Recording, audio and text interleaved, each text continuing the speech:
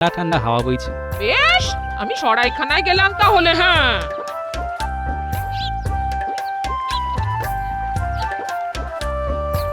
মহাশয়, আপনাকে দেখে মনে হয় আপনি খুব জ্ঞানী ব্যক্তি। মনে হবার কারণ? অল্প অল্প কথা বলেন, নীরবে থাকতেই পছন্দ করেন বলে আমার মনে হয়। আপনার অনুমান যথার্থ। আসলে আমি নীরব থাকতেই বেশি পছন্দ করি। এই আপনি এত বড় ব্যক্তি, আপনাকে বলতে সাহস হয় না, তবু বলি। আহা, আপনি এত কুণ্ঠা করছেন কেন? যা বলার বলে দিন, নিঃসংকোচে বলে দিন। দয়া করে যদি আপনি আমার ঘরে আসেন, তাহলে আমি আপনাকে একটা জিনিস দেখাতে পারি, এবং আমি স্থির নিশ্চিত যে আপনি ওই জিনিসটি দেখলে খুব তৃপ্তি পাবেন। কি এমন জিনিস রে বাবা, যেটা দেখে আমি খুব তৃপ্তি পাবো? না আমাকে নিয়ে যাবার পেছনে অন্য কোনো উদ্দেশ্য আছে? যাকে দেখাই যাক। কি ভাবছেন, আপনাকে আমার বাড়ি নিয়ে যাওয়ার অন্য কোনো উদ্দেশ্য আছে কিনা? ও বাবা, এই যে দেখি মনের কথা একদম গড়গড় করে বলে দিচ্ছে। হ্যাঁ, ভাবছেন তো আমি মনের কথা গড়গড় করে কিভাবে বলতে পারি? না আর কিছু ভাববো না। আমি যা ভাবছি সেটাই তো আপনি বলে দিচ্ছেন। আমি ভেবে কেন কষ্ট করি? আপনিও পারবেন। চলুন চলুন, আমার বাড়িতে চলুন, আপনাকে আমি বুঝিয়ে বলবো। আচ্ছা, আপনার বাড়ি গেলে আমাকে কি বোঝাবেন সেটা আমাকে এখনই একটু বুঝিয়ে বলুন দেখি। এই যে আমার বিদ্যের বোঝা, সেই বোঝাটিকে নামাতে চাই। বিদ্যাকে বোঝা বলছেন? এটা কি ঠিক? বর্তমানে ওটি আমার কাছে বোঝাই হয়ে উঠেছে। আমি উপযুক্ত পাত্রের হাতে সমর্পণ করে তবে আর আর আর আর আমার চোখে আপনিই সেই উপযুক্ত। কিন্তু একটি ভালো বিদ্যার হাত থেকে মুক্ত হতে চান কেন? আসল কথাটা যদি বলে ফেলি, তাহলে উনি আমার এই বোঝা নিতে রাজি হবেন না। হ্যাঁ মহাশয়, মহাশয়, আমার সংসার আদি নেই, একা মানুষ। মনের ইচ্ছে শেষ বয়সে উত্তরে হিমালয়ে গিয়ে তপস্যা করি। তাই অথচ অথচ গুরুর নির্দেশ তো উপযুক্ত পাত্রের হাতে বিদ্যা সমর্পণ করে তবেই যেতে পারবো। তা আমাকে কি করতে হবে? কিচ্ছু করতে হবে না, শুধু আমার বাড়িতে যেতে হবে। সেখানে গিয়ে দেখবেন এই বিদ্যা আপনাকে আমি অর্পণ করবো। চল চল চল চলুন।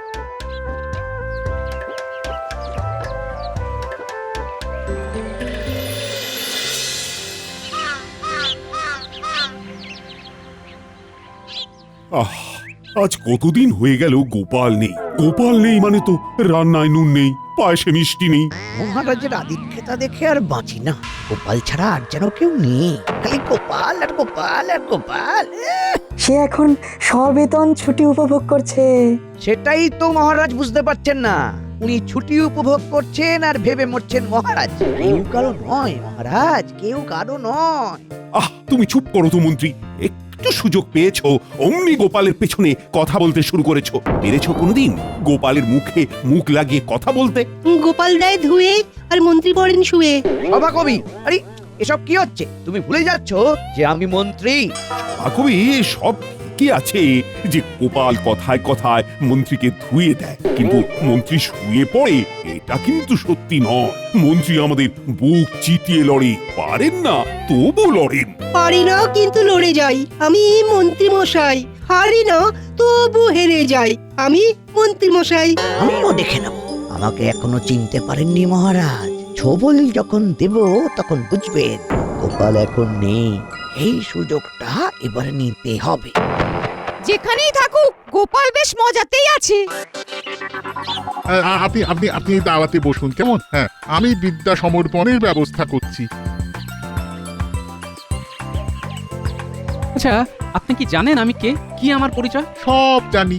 আপনি স্বনামধন্য মহারাজ কৃষ্ণচন্দ্র রায়ের অত্যন্ত প্রিয় পাত্র সভাসদ গোপাল ভাঁড়। আমার কাছে কিছুই অজানা থাকে না, আমি সব জানি। আর আর আর কিছুক্ষণ পর এই জ্ঞান আপনার হয়ে যাবে। দাঁড়ান দাঁড়ান দাঁড়ান, আমি সব জিনিসপত্রগুলো নিয়ে আসি।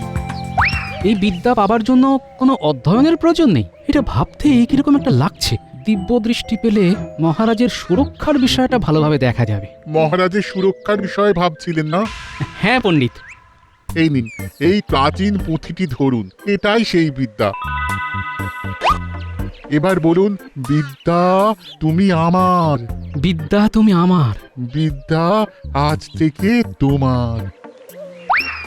কি কি দৌড়চ্ছেন কেন? আরে আরে আরে পড়ে যাবেন যে। কিরে বাবা, বিদেশ বিভুঁই জায়গা, নদী ঘাট থেকে কোথায় গেল? এখানে তোর জানাশোনা কেউ নেই।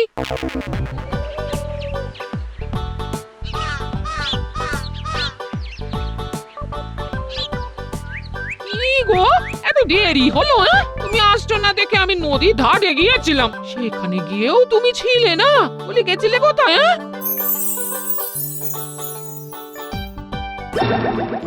যা, মেয়েটার হাত থেকে বাচ্চাটা নদীতে পড়ে গেল। ইস, আপনি এখান থেকে দেখতে পাচ্ছেন? মেয়েটার হাত থেকে বাচ্চা নদীতে পড়ে গেল। তাই তো দেখলাম, স্পষ্ট দেখলাম মেয়েটার হাত থেকে বাচ্চাটা পড়ে গেল, বাচ্চাটা বেঁচে গেছে। কি গো, কি সব উল্টো পাল্টা বকছো? এ মেয়ে কোথায় পড়লো? পড়লো আবার বেঁচে গেল? হ্যাঁ, আমি দেখতে পাচ্ছি গিন্নি। এও কি সম্ভব নাকি?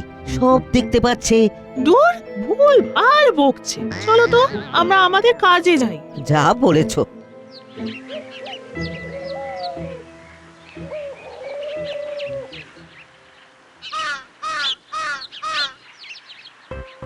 এটাকে বলে বাঁচা। রাখেন হরি তোমার একে। হাত থেকে বাচ্চাটা পড়ে গেল কিন্তু কিচ্ছু হলো না, দেখেছো? কোথায় হয়েছে?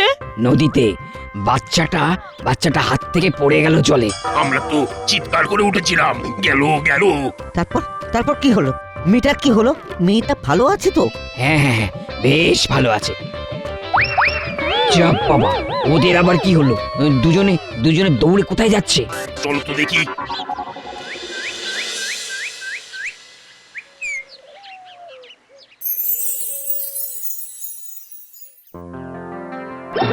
যা, মহারাজ পা পিছলে পড়ে গেলেন। গিন্নি, গিন্নি, এবার আমাদের যেতে হবে, মহারাজ খুব বিপদে রয়েছেন। সেই তখন থেকে কি সব বলে চেঁচিয়ে উঠছো? হ্যাঁ গো, তোমার মাথা ঠিক আছে তো? আমরা আজই রওনা দেবো গিন্নি, আমাদের চলে যেতে হবে, মহারাজের বিপদ। নাও গিন্নি, গিন্নি, সব গুছিয়ে নাও, আমাদের এক্ষুনি কৃষ্ণনগর যেতে হবে। আপনাদেরও যেতে দেব না ঠাকুর, কৃষ্ণনগর যেতে হবে না। আপনারা দুজন আমাদের এই হৃদয়নগরে আজীবন থেকে যান। হে ঠাকুর, আমার ভবিষ্যতে কি আছে একটু বলে দিন না, সময় একদম খারাপ চলছে। এই, এসব কি বলছো গো? তুমি আবার কবে থেকে ত্রিকালজ্ঞ হলে গো? মা, এ আমার কি সর্বনাশ হলো গো? আরে গিন্নি, করো কি? তো কেন? তোমাকে বললাম না, জিনিসপত্র বাঁধা চাঁদা করো, আমাদের ফিরতে হবে। ফিরতে হবে বললেই ফেরা যায়? সে আপনি যান, ঠাকুরকে আমরা আমাদের হৃদয়নগরে রেখে দেব। রেখে দেবো বললেই হলো? আমার স্বামীকে তোমরা রেখে দেবার কে? আমরা তো বাবার ভক্ত, বাবা কি ভক্তদের ডাকে সাড়া দেবে না? ও বাবা, তোমার দিনহীন ভক্তদের তুমি ছেড়ে চলে যাবে? আরে এসব কি হচ্ছে? কি হলো? আপনি ওই রকম দৌড়ে এলেন কেন? এ বাবা যে সে বাবা নয়, একদম ত্রিকালজ্ঞ, মানুষের ভূত ভবিষ্যৎ সব বলে দিচ্ছেন। আরে একটু আগে নদীতে বাচ্চা পড়ে যাওয়ার ঘটনা উনি দেখতে পেয়েছিলেন। আপনার মেয়ের বিয়ে এই মাসেই হবে, বাড়ি যান, পাত্র দেখতে আসছে। সত্যি? বাবা আমার কি হবে বাবা? একটু ভালো করে দেখে একটু বলে দিন বাবা। আবার যখন দেখতে পাবো তখন বলবো, এখন আমাকে যেতে দাও দেখি। কোথায় যাবে বাবা? আমাদের ছেড়ে কোথায় যাবে? আমরা আপনাকে ছেড়ে দেব না। কি সর্বনাশ, এবার কি হবে? না, কিছু একটা ব্যবস্থা করতেই হবে।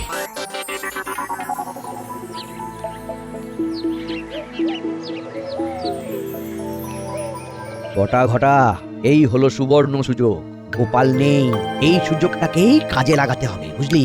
কি করবেন কিছু ভেবেছেন? না, সেটা ভাবতেই তো তোদের কাছে এসেছি। একসাথে ভাবতে হবে, একসাথে। কি করতে হবে মানে? ওই কি ভাবতে হবে সেটা তো বলুন। মহারাজকে একটা শিক্ষা দিতে হবে, এমন শিক্ষা দেব যে গোপাল গোপাল করা ভুলে যাবেন।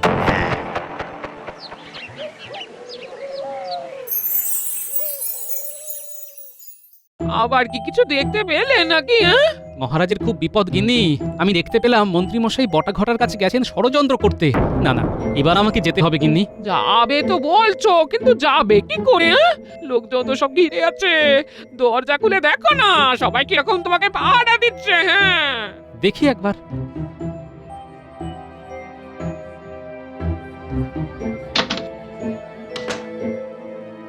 জয় বাবা সকালে বলেছিলেন মেয়েকে দেখতে আসবে, এসেছিল, ভালো পাত্র, বিয়ে ঠিক হয়ে গেছে। জয় ত্রিকালজ্ঞ বাবা, জয় জয় ত্রিকালজ্ঞ বাবা, জয়। আচ্ছা, সবার সব কথা বলবো, কিন্তু আমাকে একটু একা থাকতে দিতে হবে। নির্জনে ভাবলে মাথাটা খোলতাই হবে।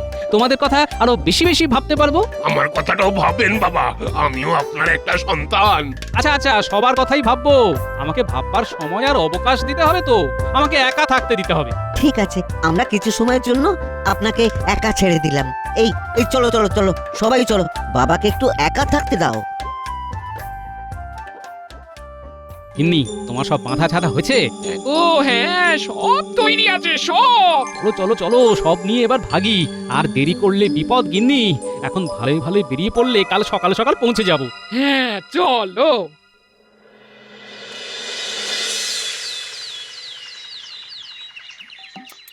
কিরে ঘটা ঘটা, আমি নেই বলে সাপের 5 পা দেখতে শুরু করেছিস? কি যে বলো না গোপাল দাদা, তোমার যত মন্দ কথা, আমরা অতটা খারাপ নই যেটা তুমি ভাবো। তাই নাকি? কাল তোরা রাজামশাইয়ের ক্ষতির কথা চিন্তা করিসনি? রাজামশাইয়ের ক্ষতি? এ তুমি কি বলছো গোপাল দাদা?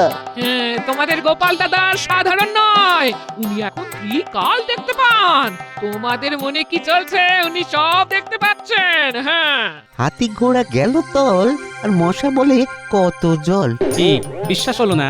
মনে মনে ভাবছিস তো হাতি ঘোড়া গেল তল, মশা বলে কত জল? হ্যাঁ রে, একটু সত্যি মনের কথা বুঝতে পারছে রে। তাই নাকি? এই তুমি কি মনে মনে ওই কথাটাই ভেবেছিলে? এই রে, আবার কাঁপছো? এবার কি দেখতে পাচ্ছো? আমি দেখতে পাচ্ছি কিন্নি, বটা ঘটার বাড়ির ছাদ ভেঙে গেছে, আর মন্ত্রীমশাই বাড়ি থেকে বের হলেই গর্তে পড়ে যাবে। ছাদ ভেঙে গেছে? যা হোক, একটা কথা বললেই ভালো। মন্ত্রী মশাই নাকি গর্তে পড়ে যাবেন? যত বুজুরুকি। অত কথায় কি আছে? গিয়ে দেখে এসো, যাও। যা দেখে আয়, আমি সত্যি বলেছি না মিথ্যা বলেছি? অপরের ক্ষতি করা বন্ধ কর। চলো গিন্নি, আমরা এখন ঘরে যাই, স্নান করে আমাকে রাজসভায় যেতে হবে।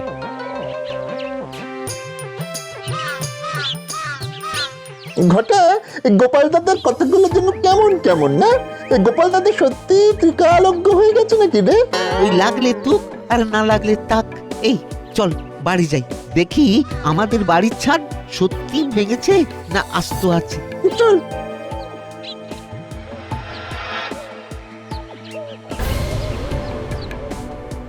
কিরে ঘটা, আমাদের বাড়ির ছাদ তো সত্যি সত্যি ভেঙে গেছে রে, এবার কি হবে? তার মানে গোপাল দাদা সত্যি ভবিষ্যৎ দেখতে পাচ্ছে। চল মন্ত্রী মশাইকে দেখে আসি। আমাদের ছাদটা সারাবো কি করে? চল মন্ত্রী মশাইয়ের থেকে ছাদ সারানোর অর্থ নেব। কি করে? গোপাল দাদার ভবিষ্যৎবাণী বলে সাবধান করব, তার বদলে অর্থ নেব। বাবা বাবা বাবা, তোর মাথায় খুব ভালো বুদ্ধি আসে। চল চল।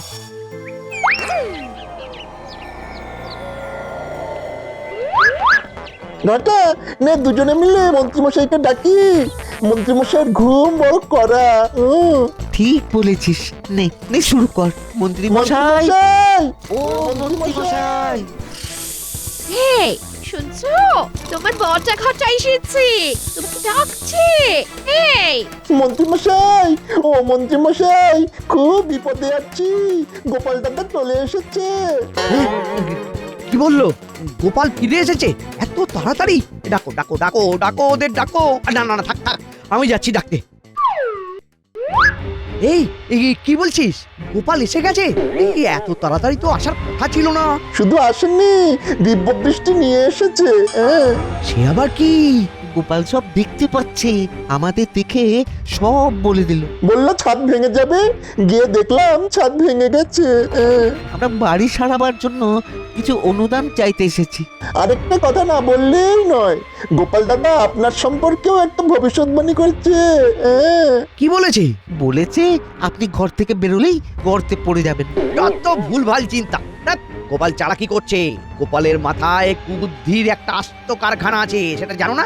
আমাদের মনের কথা বলে দিচ্ছে যে। ওটাও চালাকি, ও ভীষণ চালু। শোন, ও সব সময় আমাদের সন্দেহ করে, সেই জন্য ও ওই কথাগুলো অত সহজে বলতে পেরেছে। কেন? আরে আমরা শয়নে স্বপ্নে নিদ্রায় জাগরণে সবসময় কিভাবে গোপালের ক্ষতি করা যায়, মহারাজের ক্ষতি করা যায়, তাই আন্দাজে ঢিল মেরেছে, আর তোরা অমনি উগড়ে দিয়েছিস। আর ছাদ ভাঙার ব্যাপারটা? ওটাও একটা ঘটে গেছে। তোদের কতদিন বলেছি যে আম গাছের ওই শুকনো ডালটা কেটে দে, তোরা শুনিসনি।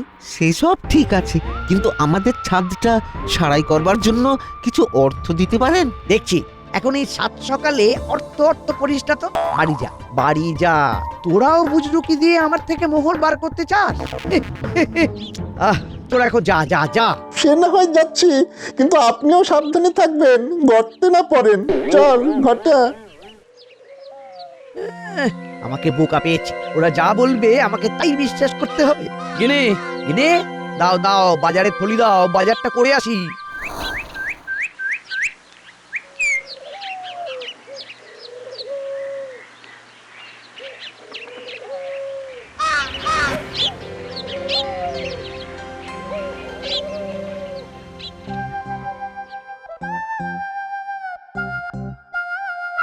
আরে কি আশ্চর্য, গোপাল যে কি গো হঠাৎ।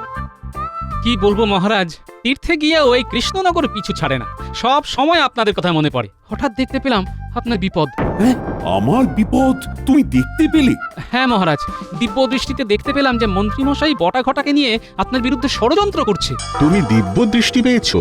পেয়েছি মানে তার জ্বালা আমি হাড়ে হাড়ে বুঝছি। তা তুমি এখন কি দেখতে পাচ্ছ গোপাল, সেটা আগে বলো। মহারাজ, মন্ত্রীমশাই গর্তে পড়ে গেছেন আর রাজজ্যোতিষীর ঘরে কুটুম এসেছে। তুমি দেখতে পেলে যে আমার ঘরে কুটুম এসেছে আর মন্ত্রী মশাই গর্তে পড়েছেন? আগে হ্যাঁ রাজজ্যোতিষী। বললেই হলো, আমি এত পড়াশোনা করে দিব্য দৃষ্টি পেলাম না, আর তুমি না পড়েই সব পেয়ে গেলে। মহারাজ, মহারাজ, মন্ত্রীমশাই গর্তে পড়ে পাপ ভেঙেছেন। সে কি, কখন হলো? আমার সামনে। আমি যথারীতি টহল দিচ্ছিলাম, মন্ত্রীমশাই বাজারে থলি হাতে বাজারে যাচ্ছিলেন, হঠাৎ দুম করে গর্তে পড়ে গেলেন। কিরে বানর সেনার দল, তোরা কেন এলি সেটা বল দেখি। রাজ জ্যোতিষীকে ডাকতে। জ্যোতিষী দাদু, দিদিমা আমাদের ডেকে বললেন যে বাড়িতে আপনার ছোট ভাই এসেছে, আপনাকে এক্ষুনি যেতে হবে। তাই তো আমরা দৌড়ে দৌড়ে খবর দিতে এলাম। ওরে বাবা, এই যে দেখি জলে ভাসে শিলা, ত্রিকালজ্ঞ গোপালের এক নতুন লীলা। গোপাল, এ আমি কি দেখছি? তুমি ত্রিকালজ্ঞ হয়ে গেছো, তুমি ভূত ভবিষ্যৎ দেখতে পাচ্ছ। এবার বলো তো, আমার রাজ্যের প্রজারা কেমন থাকবে? আগামী 10 বছর কোনো কষ্ট নেই। 10 বছর? মহারাজ, সুখের পর যেমন দুঃখ আসে, তেমনি দুঃখের পর সুখ। সুখ দুঃখ তো চাকার মতো ঘোরে মহারাজ।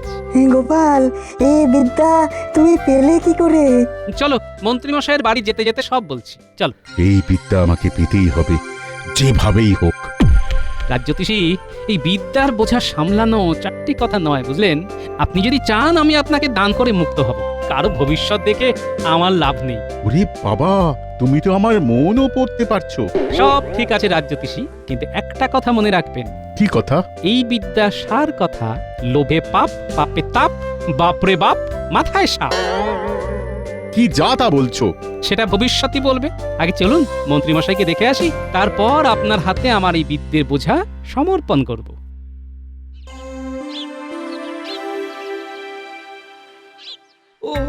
ওরে বাবারে, ওরে বাবারে, ওরে বাবারে, কি সর্বনাশের কথা গো! এ তো মুখ নয়, এ তো কামান। ওরে বাবারে, খুব ব্যথা করছে। আমি ভালো করে তেল হলুদ মাখিয়ে দিচ্ছি, ব্যথা কমে যাবে। আপনাকে তো বললাম গোপাল দাদা অলৌকিক ক্ষমতার অধিকারী। হ্যাঁ, আমিও বলেছিলাম, কিন্তু তুমি বিশ্বাস করোনি। আর কোনো অন্যায় করা যাবে না, গোপাল দাদা সব বুঝে যাবে। এটা আমাকে পেতেই হবে। এটা আমার কাছে এলেই আমি সর্বশক্তিমান হয়ে যাব। না, এই বিদ্যা রাজজ্যোতিষীকে দেওয়া যাবে না। তিনি এই বিদ্যার অপপ্রয়োগ করবেন। মহারাজ, গল্পে গল্পে মন্ত্রীমশাইয়ের বাড়ি চলে এলাম। তুমি মহারাজের ক্ষতি চাও, তাই ভগবান তোমাকে এই শাস্তি দিয়েছেন। কি হে মন্ত্রী, হ্যাঁ? আমার সর্বনাশ করতে গিয়ে শেষে নিজেই গর্তে পড়লি। আমার খুব ভুল হয়ে গেছে মহারাজ। ভুল যখন হয়েছে তখন প্রায়শ্চিত্ত করো। আমার খাবে, আমার পড়বে, আবার আমার বুকের উপরে উঠে বসে কিল মারবে, এটা তো হবে না মন্ত্রী। মহারাজ, মহারাজ, আমি আপনাকে কথা দিচ্ছি, মন্ত্রীকে সুপথে আমি ফেরাবো। সেটা কি সম্ভব হবে গিন্নিমা? এটা কি ভবিষ্যৎ দেখে বললে গোপাল? যার 9 হয় না তার 90তেও হবে না, এটা বলতে ত্রিকালজ্ঞ হতে হয় না। তাহলে এবার এই বিদ্যাটা আমাকে দান করার ব্যবস্থা করো। রাজজ্যোতিষী, আমি কোনো নির্লোভ ব্যক্তির হাতে এই বিদ্যা দেব। আপনাকে দেব না, কারণ আপনার মনে লোভ। আপনি কৃষ্ণনগরের ক্ষতি করবেন, এটা আমি দেখতে পাচ্ছি। তাই যতক্ষণ না আমি নির্লোভ কোনো লোক পাবো, এই বিদ্যা আমি আমার কাছেই রেখে দেব। খুব ভালো প্রস্তাব, এটা এখন তোমার কাছেই রেখো। মহারাজ, আমাকেও আপনি আপনার কাছেই রাখুন মহারাজ। সেটা ভেবে দেখবো। আপাতত রাজবৈদ্য মন্ত্রী চিকিৎসা শুরু করো।